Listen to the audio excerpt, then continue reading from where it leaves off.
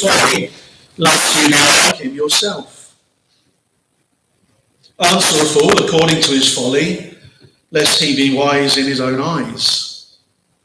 Now, when you look at those two verses together, of course, it seems like a contradiction. First of all, he says, don't answer a fool according to his folly, and then he says, answer a fool according to his folly. So what is it? Are we supposed to answer them or not? What do we do with how do you speak to a fool? You see the problem that Proverbs is posing, and it puts those two proverbs deliberately together so that we will see just how difficult it is. We like things to be all nicely sewn up and wrapped up and in little boxes, and okay, we can do this and we can do that and so on. But what do you do with a fool? And the Proverbs is telling us, well, it all depends on the situation, really. And it's difficult to know which proverb you should apply in different situations, isn't it? At times, he's saying in the Proverbs, at times it's surely better to just leave it, walk away. Don't answer him according to his folly, just leave him in it, kind of thing. Just, maybe he'll come round. And then at other times, well, you have to try and speak their language. So you answer a fool according to his folly. You lower yourself to that level, if you like, in the hope that maybe you might get through, that maybe that fool will see the folly of his own ways and he'll react. So answer a fool according to his folly at times. It's a high-risk strategy, isn't it? Because you could be completely misunderstood and taken for a fool yourself. But it might just work. You see the problem, you see how difficult it is in the book of Proverbs there. And that's really the problem that Paul has got in this second letter of his to the Corinthians. And what he's saying really here in these verses, he lowers himself, as it were. He decides that it's time to speak their language. He says, look, let no one think me foolish, but even if you do, accept me as a fool. I'm going to speak your language. I'm going to speak according to the folly that you're showing in your own lives, as it were, in the hope that you might just understand, that you might just see how foolish you really are. That's what Paul is doing here. He's playing them at their own game. He's speaking according to the way that they think, in the hope that they'll realise just how foolish they are. And so, as we look at this passage, there are really two things that I want to just underline and seek to learn from Paul here this morning. The first is his logic. I just want to look at the passage, kind of an overview of the passage, and try and see if we can get into the mind of the Apostle Paul in the way that he's speaking here. I want to see if we can understand his logic. And then, secondly, we'll just seek to take a few lessons for us and apply this passage to ourselves. So, his logic and the lessons. Look at verses 16 and 17 there. Look at his logic. See what he says here, verses 16 and 17. He says, I repeat, let no one think me foolish, but even if you do, accept me as a fool, so that I too may boast a little. What I am saying with this boastful confidence, I say not as the Lord would, but as a fool. Now, I don't know if you remember, some of you who are old enough, but some of you will remember, I think it was back in the 90s, it probably still happens today, but it was a bit of a fad in the 90s, fashionable for Christians to get these wristbands. Like, I think they were rubber wristbands, and it had WWJD on it. Do you remember? Some of you will remember that. And WWJD, for those who don't know, excuse me, it simply stands for what would Jesus do? What would Jesus do? And of course, the idea really was that as a Christian, in every situation, in every kind of conversation or every situation that we find ourselves in, we need to first of all ask ourselves, well, what would Jesus do? And then that's what we do. That was the idea behind it. So it was a reminder that we live in the presence of God, and we need to ask that question, what would Jesus do? Well, I'm sure that it's a good idea, a good rule of thumb perhaps in many situations. But you see what Paul says in verse 17? This is not something that Jesus would do. I'm not talking like Jesus would here. He says, I say this not as a man would, but as a fool. It's almost like you can hear him saying, look, whatever you do, don't try this at home. I'm not advocating you talking like this. Please don't try this at home. He feels very uncomfortable, doesn't he, in speaking the way that he does and in writing the way that he does here now in this passage. He's saying, I'm playing games with you. I'm testing you. He says, I'm so impressed by these super apostles. Well, let me kind of act like them for a moment, shall I? Let me try and boast as well. I'm going to do a little bit of boasting too. And then in verses 18 to 21, you see what he says. This is why he speaks like this. He says, since many boast according, for you gladly bear fools, being wise yourselves.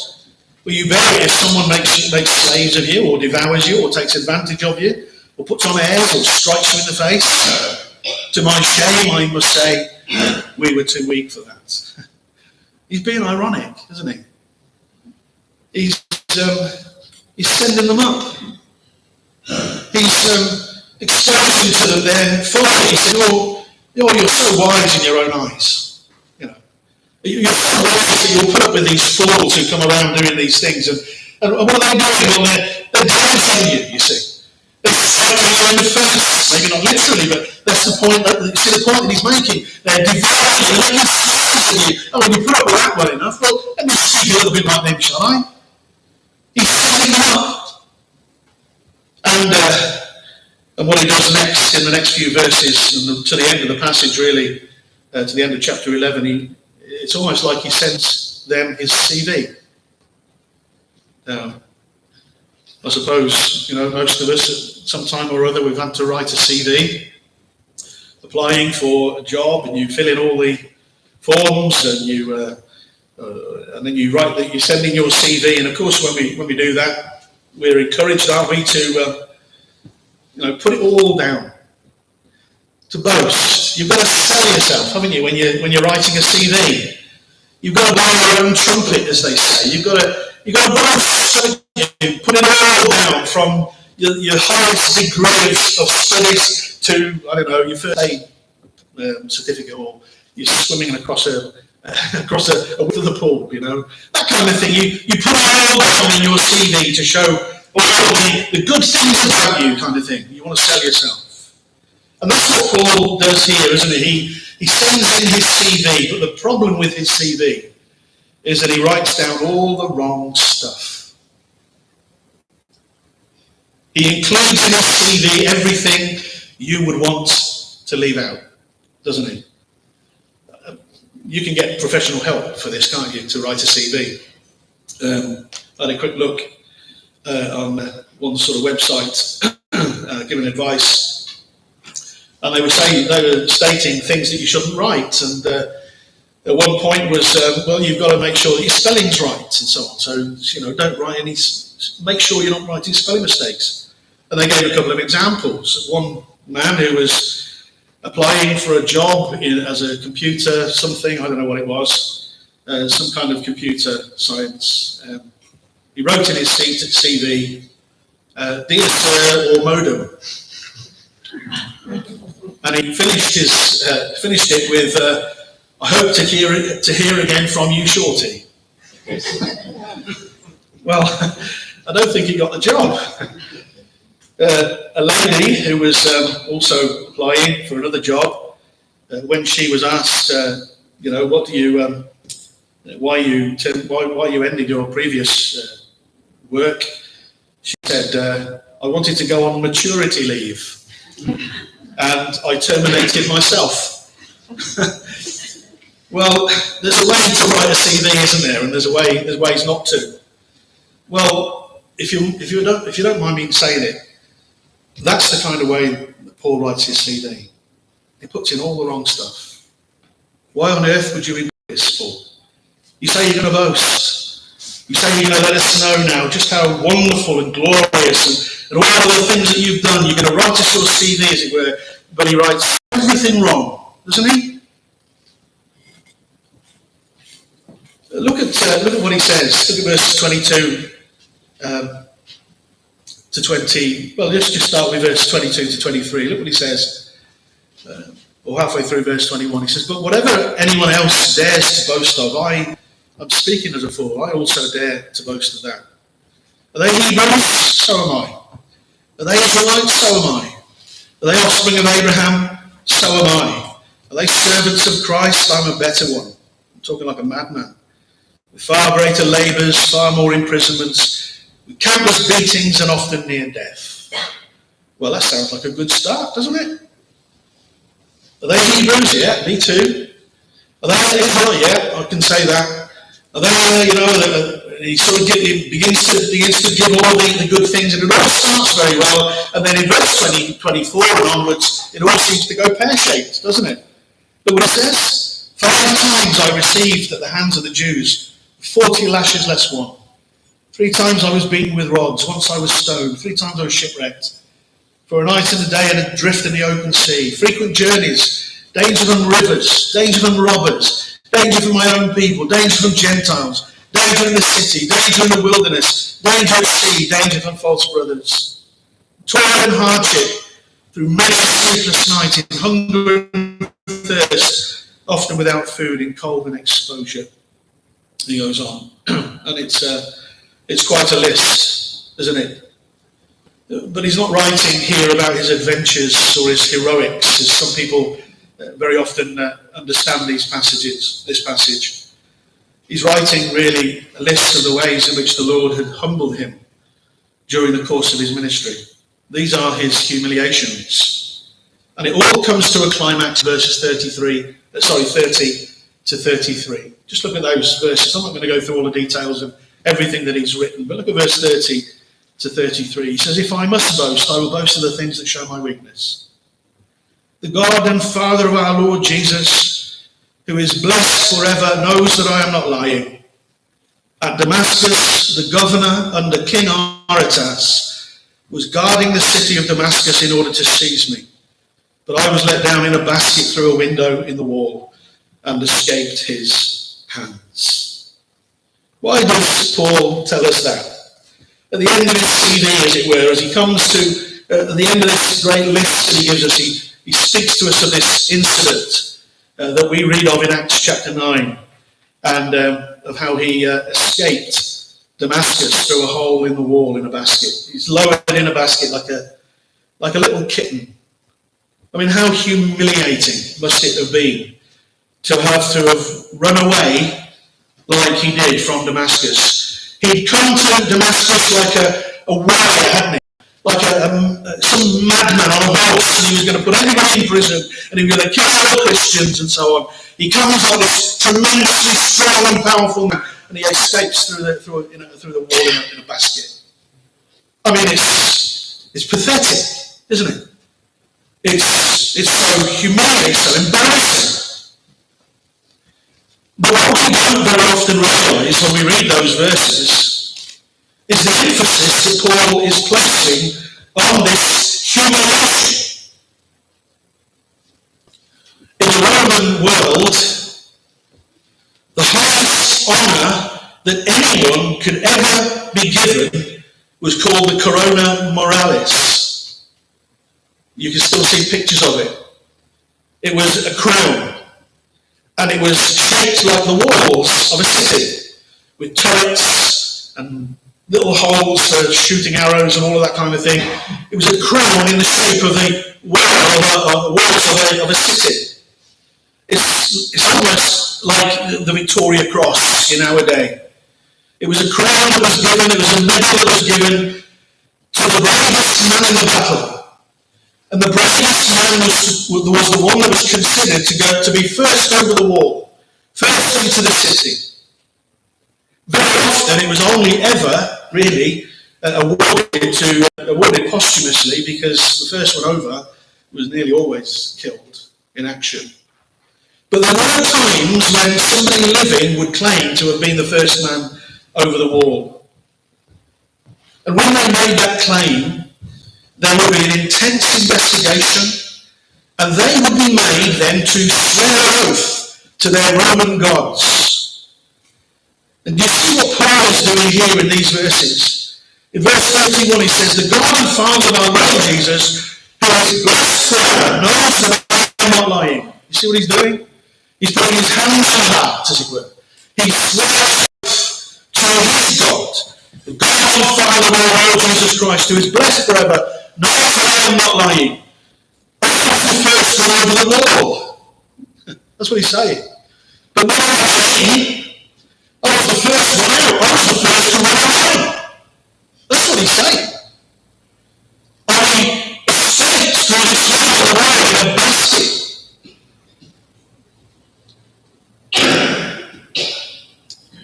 Some of you may be familiar with some of the comedy scenes of Monty Python back in the day. Well, there was a very well-known song that they sang called "Brave Sir Robin," and it's quite funny actually. And they sing this song. First of all, they sing about how wonderfully brave their leader is, this brave Sir Robin. And they go over the top, you know. He'd be willing to die the worst kind of death, all this kind of thing. And brave Sir Robin is at front, and he says, no, that's enough now, you know. Let's leave that, you know, because he's getting embarrassed by it all. And so they change it, and they sing a song about how cowardly he really is. And this is how the song goes. It says, "Brave Sir Robin ran away, bravely ran away. When danger reared its ugly head, he bravely turned his tail and fled. Yes, brave Sir Robin turned about, and gallantly he chickened out. Taking to his feet, he beat a very brave retreat. Bravest of the brave, Sir Robin." Well, you can imagine then brave Sir Robin is calling out in the back, "Oh no, I didn't. I didn't do it. That's not true." Paul says, "I did." You see what he's saying? This was me. I did it. I'm claiming the medal for the first one over the wall, but I was the one that was running away. You see what he's doing? He's sending them up, isn't he? He's teasing them. He's playing the fool. He's boasting about their own things. And it's quite comical. And we're meant to see it. He's not being serious. He's boasting about all the things that nobody would have expected him to boast about. Well, let's secondly turn to the lessons then that we can learn from the way he speaks here and the things that he says. Why does Paul speak the way that he does? Well, he wants us to know that his ministry is three things. It's love-driven, cross-shaped, and grace-empowered. Love-driven, cross-shaped, and grace-empowered. Let me just flesh that out a little bit as we close this morning. First of all, it's love-driven.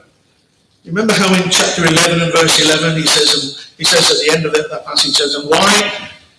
Because I do not love you, God knows I do." He assures them of his love. He reminds them of just how much he's willing to go through and sacrifice for them because he loves them. Now, love, elsewhere, he says in 1 Corinthians chapter 13, for example, he says, love is patient and kind. Love does not envy or boast. It's not arrogant or rude. It does not insist on its own way. It's not irritable or resentful. It doesn't rejoice at wrongdoing, but rejoices with the truth. Love bears all things, believes all things, hopes all things, endures all things. You know those verses well, I'm sure. You see what he says there? Love is not proud. Love isn't puffed up. Love doesn't need to go around sort of making a great show of itself, as it were. It doesn't need to do that. Love changes things, doesn't it? It's not boastful. It isn't proud and arrogant. Think of, just as an example, think of a successful businessman or a businesswoman. You know, I'm talking about the kind of person who have literally reached the top of their profession. And when they walk into a room, people get nervous. When they speak, or anyone speaks to them, it's yes sir or no sir. They've got the power to hire and to fire. They're proud of their achievements and the distance they've gone in their profession. They're very good at what they do and so on. And then they get home. And let's just say this businessman or woman, they get home and there's the little children. And the children want to play and they want to play horses. And so this businessman, for example, he gets down on all fours so his children can climb all over his back and pretend to be riding horses. It's almost like it's a different person, isn't it? It's almost like there's two completely different characters here. Out there, they have to maintain a certain persona, a certain authority and respect. But in there, when they're with their children, as it were, they don't need to put on airs, as he says in chapter 11, verse 20. They don't need to put on airs, because love changes all of that, doesn't it? Love means that you're willing to humble yourself and just be what you really are, as it were. And that's what Paul is saying here. He's willing to make a clown of himself. Can you see that? It's an act, isn't it? It's a pantomime. He's putting on the red nose, as it were, and the big shoes. He's playing Paul. Why? Because he loves them. Isn't that why? Because this is love for them. During the Great Awakening in the Methodist revival back in the 18th century, the Wesleys had a very good friend up in the north, I think it was in Yorkshire, called William Grimshaw. This is something that John Wesley wrote about Grimshaw. He said, "I've been with Grimshaw for just a few days. He is truly a godly man. A few like him would surely make the nation tremble. He carries around with him fire wherever he goes." Now you can imagine that's a very austere, perhaps you'd think a very austere man, very serious in his ministry, and I'm sure he was. But he was quite a character as well, and would often do things that were quite bizarre. One story is told of an evening, a night when it was cold and wet and windy, and he dressed himself in beggar's clothes and put on a different voice, and he went knocking on the door of a couple in his parish. He was worried about them, and so he knocked on the door of this couple, pretending to be a beggar, and he asked for food and for shelter, and they refused. And when he insisted and said, "Look, I feel that if you turn me down, if you don't give me what I need, I'm going to die," they still refused. At which point he removed his disguise and revealed who he really was and gave them a lecture on hard-heartedness. But he did so in love. That's quite an extreme case, perhaps. But you see the point. He did so because he loved them. He was so concerned for them. He was willing to risk, as it were, playing a fool. Now that's what love does. That's why Paul is the way he is, isn't he? That's what drives him. Look at verse 24 as one example of it. Look at verse 24. He says, 5 times I received at the hands of the Jews the 40 lashes less one. 39 lashes he received. 5 times. Now, the Romans allowed the Jews to inflict 39 lashes, and that was the limit of the punishments that they could give. They weren't allowed to do any more. But Paul was a Roman citizen. It was illegal for him to be beaten and to receive those lashes. He was not allowed. In fact, it was a crime. And yet Paul says 5 times I received 40 lashes less one. Why? Because as he says elsewhere, to the Jews I became as a Jew. Now he was a Jew. But you see the point that he's making. He's saying that he loved them so much that he was willing to identify with them. Right to the end, even when it meant giving up his own rights. That was not the love that he had for them in order to win them to Christ. All he was to consider and follow him. He says, in trial and hardship, through many a sleepless night, in hunger and thirst, often without food, in cold and exposure. But apart from other things, there's the daily pressure of me on me for my anxiety for all the churches. Who's weak and I'm not weak? Who's made to fall and I'm not indignant? He's wearing his heart on his sleeve, isn't he? He speaks of his struggles for them and the things that he's endured for them, and the way that he suffers for them. Only love will do that. But then secondly, his ministry and the Christian life is cross-shaped, isn't it? It's cross-shaped. Let me just deal with this very briefly. Why is he writing the way that he does? Why does he live the way that he does? Because surely that's the way of the cross. I think there's an echo in these verses, in this passage of that, isn't there? Look at chapter 12 and verse 8. Talking about the thorn in the flesh, he says, 3 times I pleaded with the Lord about this, that it should leave me. Remind you of anything? Does that sort of ring a bell? 3 times I asked the Lord that this should leave me. Isn't that Gethsemane again? Didn't the Lord go to the Father and say, Lord, if possible, let this cup pass from me? This is Gethsemane, isn't it? This is the cross he's talking about. If possible, let this cup pass from me. Yet, not my will, but thy will be done. You see, this is the shape of the Christian life, isn't it? This is what we're told. Jesus said, if anyone will come after me, let him book into the Hilton Hotel and have a wonderful time. No. If anyone would follow me, let him deny himself, take up his cross, and follow me. Or if I can use the words, the passage that we're looking at, let him put up with the thorn that God gives him. It's part of it. You see, this is Christian ministry, isn't it? This is what the Christian life really is all about. It's not about, from one success to the next. That's what we love. That's what we like, isn't it?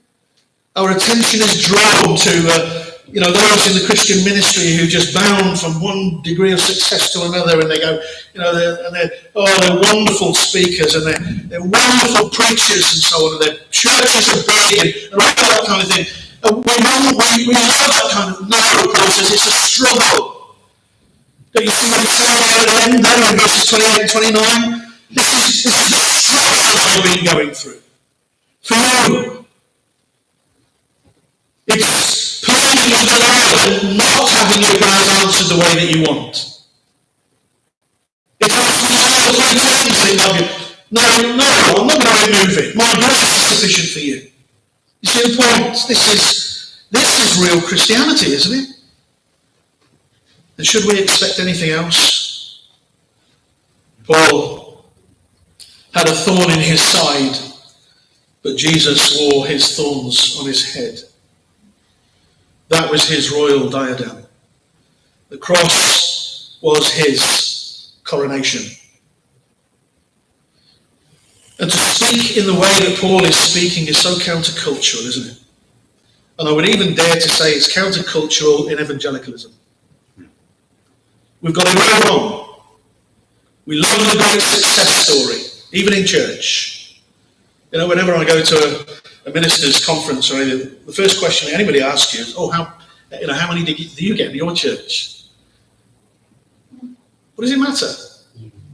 I mean, obviously we love to see numbers and we want to see people coming in to be saved and so on, but is that really the measure of success? Not necessarily, is it? It's not. The Christian ministry is love-driven and it's cross-shaped. And finally, it's grace-empowered, isn't it? Look at those verses from verse 12 onwards, when he talks about this unusual experience that he has, this being caught up in the third heaven, as he speaks there. That wasn't a common experience speaks, by the way, even for Paul. Let's get that one out of the way straight away. This happened 14 years before, and he'd never spoken of it since, until now. 14 years had passed, but he still remembers that moment. It was a very unusual experience, and now he does speak about it. You notice how very careful he is in the way that he speaks. It's not until we get to 7 that we realise actually he's talking about himself. He's talking about in the third person, isn't he? I know a man. And we're in the spirit or in the Bible, I know a man, and I know a man, he says, and I'll boast about a man like that. But you see what he's saying? And it's only when we get into verse 7 that it becomes clear that he's really speaking about himself. And then immediately he speaks about this, he speaks about this thorn in the flesh.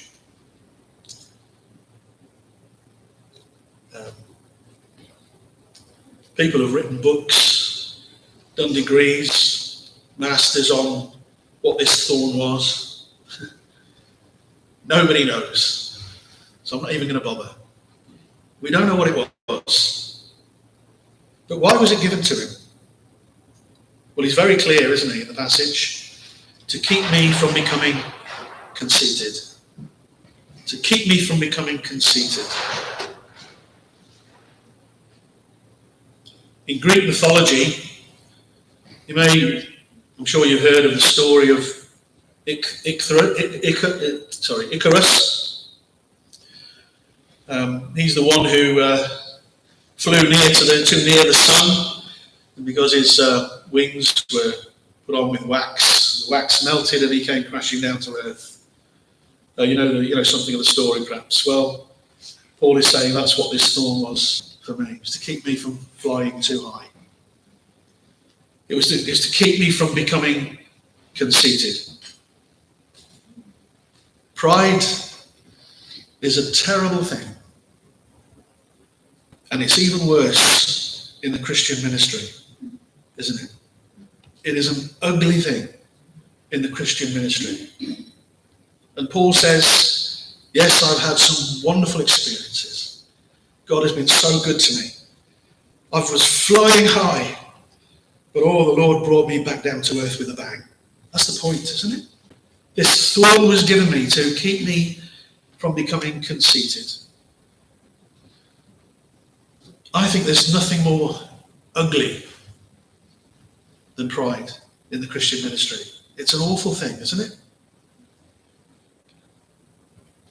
When the Roman generals would return home on the victory parade in Rome, they would ride down this big, long, wide street in Rome towards the Colosseum.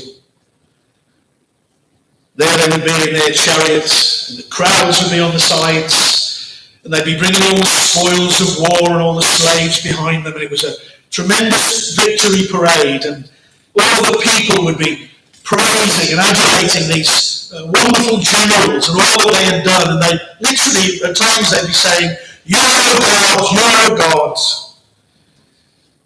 But they were quite wise, sometimes, and the generals, whenever this took place, a slave was made to ride in the chariot with the general, and the slave's job was simply to keep shouting, "You too are mortal. You're no God." To keep them down, as it were, to make sure their feet were still on the floor. Now, that's what Paul is talking about here with this thorn in the flesh, isn't it? It was given me to keep me from flying too near the sun, to keep me from becoming too conceited or too full of myself. Why? Because God will have all the glory. Wants it. Deserves the adulation, praise of man. John Stott in 1958 was engaged in a mission in Australia, in Sydney. He went to a particular university there in Sydney, and for the whole week he was preaching evangelistically. People were invited. On the last night of that week, by the time he got to the last night, he'd lost his voice or was losing it. He didn't know how things were going to go. There were thousands of people waiting for him to go and preach. And so before the meeting, he asked someone in a whispered voice, he said, "Can you read 2 Corinthians chapter 12? And so they did. And this is what he says about that evening. He says, "I croaked the gospel into the microphone. I spoke in a monotone all the way through. But since that night, I have been back many times, and I've lost count of the number of people who have come to me and said they were converted on that particular night." That's it, isn't it? It's grace empowered. The gospel. And don't you thank God that it is? It's not about us. It's not about you, and it's not about me. It's not about how clever we might think we are or gifted in speaking. It's not about our eloquence and persuasive powers. It's all about the power and grace of our God. It always has been. When did God save us? Paul says in Romans, it was when we were still weak. That's when Christ loved us and died for us, isn't it? While we were still weak. Well, if that was the case at the beginning of the Christian life, surely it's all the way through, isn't it? We couldn't save ourselves, so why on earth do we think that we can save anyone else? We can't do it. The word of the gospel is his and his alone. And really, God grants us mercy and gives us the grace to do so. We're just a pen in his hand. We're just a mouthpiece. And all that God would use us, but all at the same time that God would keep us down, humbled. May he preserve us from becoming conceited in any way. Let's pray.